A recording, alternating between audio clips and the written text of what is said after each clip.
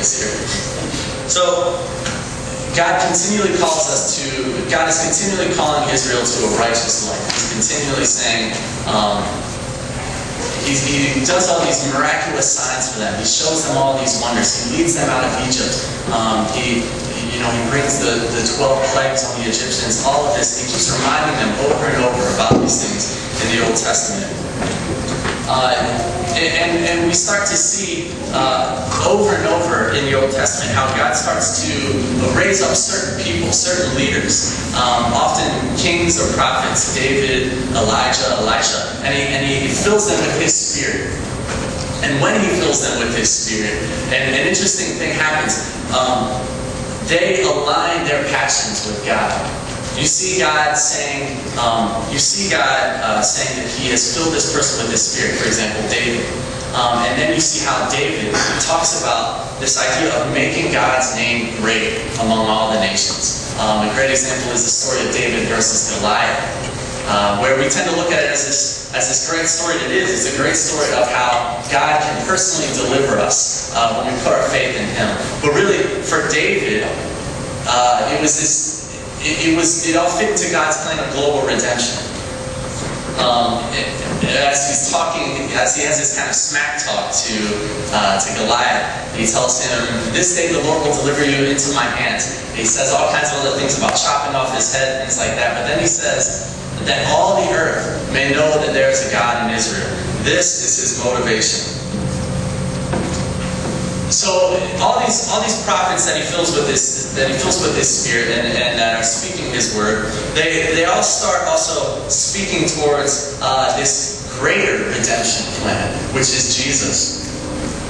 And to read just a couple, in Isaiah 53, he talks about this man who, by his blood and by his wounds, we're healed, we're cleansed from our sin. Jeremiah, in Jeremiah 31, talks about how God is creating this new covenant, where his law will be written on our hearts, where he will be our God and we will be his people. There's this kind of grand lead up towards Jesus. So Jesus, this is God's ultimate intervention. This is God's ultimate plan in his global redemption. Jesus explodes onto the scene.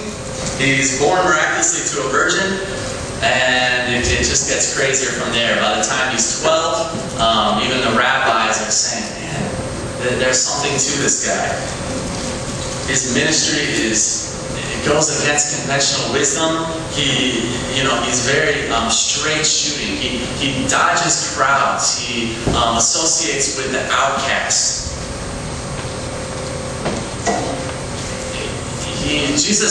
He always insists that he came first to the Jews, and that's consistent.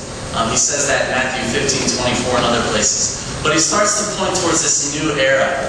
And he kind of brings it back into this plan that God has chosen Israel to bless the rest of the world.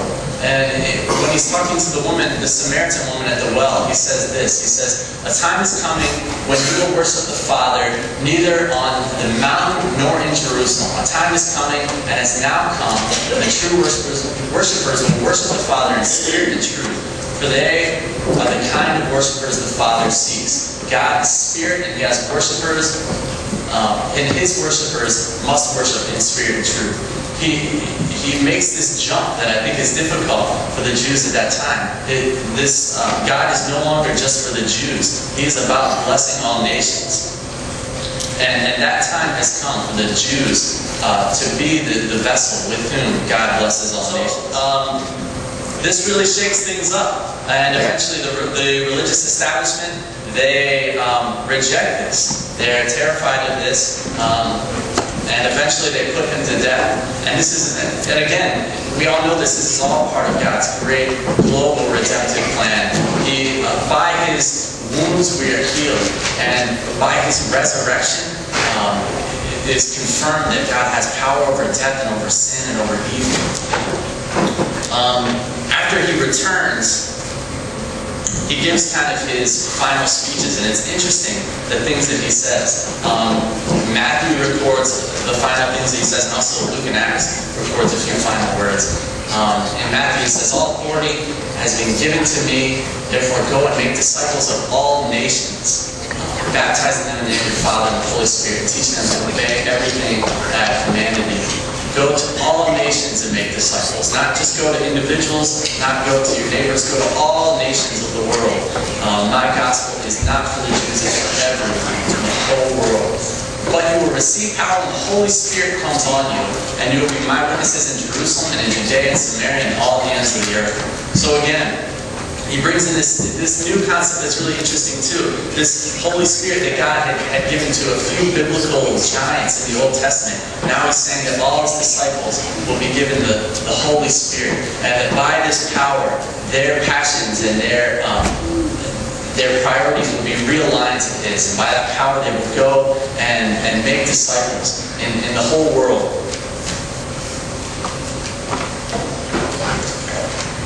So the rest of the New Testament, it really shows this story of how his disciples and his followers begin to put this plan in action, put God's plan in action of blessing all the nations of the earth.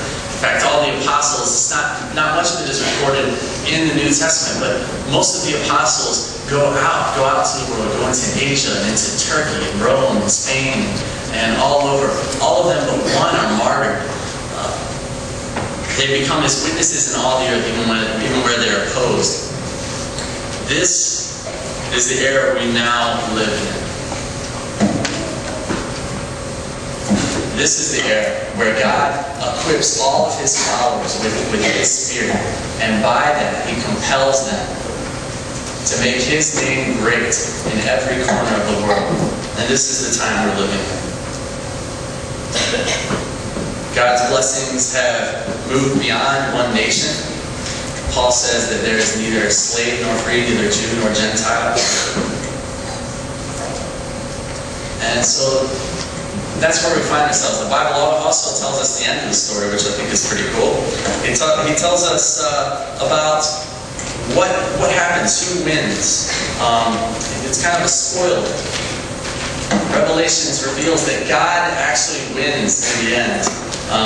God completes 100%. He completes his restoration of us to Eden, the restoring of our relationship, the defeat totally of our sin and of evil in the world.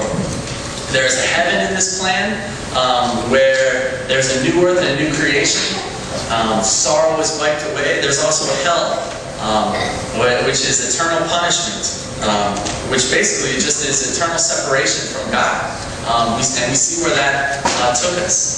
In Genesis 3 through 11, we see how depraved man was and how quickly that went downhill.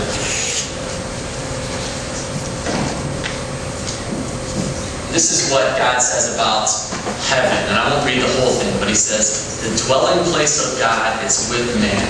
He will dwell with them, and they will be his people. And God himself will be with them as their God."